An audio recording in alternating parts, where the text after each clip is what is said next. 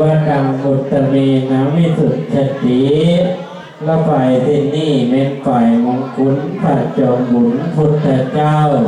เอามาให้ผูกเป็นหลานให้ได้บวชนานๆเป็นเทระเจ้าให้ได้เป็นพระภูเฒ่าผู้สมควร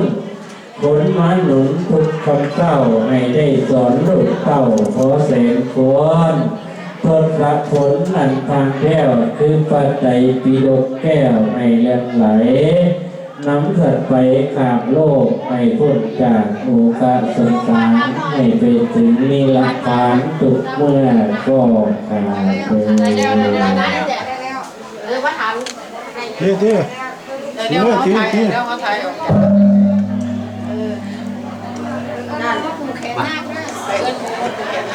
สามเที่ยวเลยลูกมูนักใส่นี่แล้วก็รู้คนตั้งเท้าไว้ลูก